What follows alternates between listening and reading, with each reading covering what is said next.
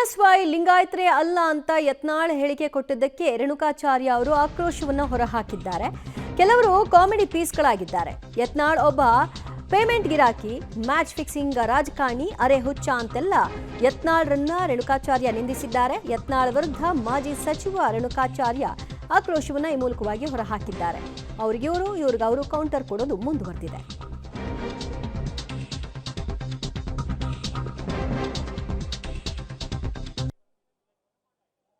ಅವರೆಲ್ಲ ಡಮ್ಮಿಗಳು.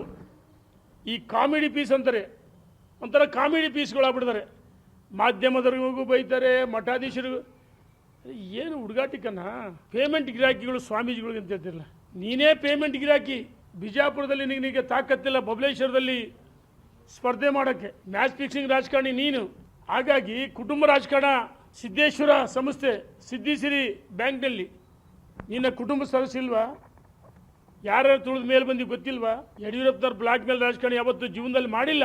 ಎಲ್ಲ ಒಂದು ಕಡೆ ಹರೆ ಹುಚ್ಚ, ಪೂರ್ತಿ ಹುಚ್ಚರಾಗಿರ್ಬೇಕು, ಅಲ್ಲ ದಡ್ಡರಾಗಿರ್ಬೇಕು, ಇಲ್ಲ ಜಾಣರಾಗಿರ್ಬೇಕು, ಅಂತರಿ ಬುದ್ಧಿವಾದ ಹೇಳ್ಬೋದು. ಕೆಲವರು ಮಲಗಿದಂತೆ ನಟಿಸ್ತಾರೆ.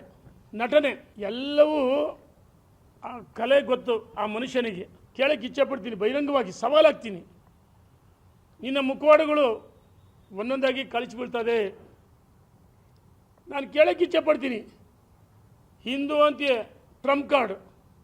ಕೆಲವು ಸರಿ ಉತ್ತರ ಕರ್ನಾಟಕ ಅಂತೀಯ, ಇನ್ನು ಕೆಲವು ಸರಿ ಪಂಚಮಶಾಲಿ ಅಂತ ಹೇಳ್ತೀಯ, ಇನ್ನು ಕೆಲವು ಬಾರಿ ರೇಣುಕಾಚಾರ್ಯ ವಿರುದ್ಧವಾಗಿ ಯತ್ನಾಳ್ ಅವರು ಇವತ್ತು ಅಸಮಾಧಾನವನ್ನು ಹೊರಹಾಕಿದ್ರು. ಮೊನ್ನೆ ನಡೆದಂತಹ ಸಭೆ ವಿಷಯವಾಗಿಯೂ ಕೂಡ ಅವರು ಮಾರ್ಮಿಕವಾಗಿ ಮಾತನಾಡಿದರು. ಸಭೆಯಲ್ಲಿ ಭಾಗಿಯಾದ ಸ್ವಾಮೀಜಿಗಳ ಕುರಿತಾಗಿ, ಜೊತೆಗೆ ವಿಜಯೇಂದ್ರ ಯಡಿಯೂರಪ್ಪನವರ ಕುರಿತಾಗಿಯೂ ಕೂಡ ಮಾತನಾಡಿದರು.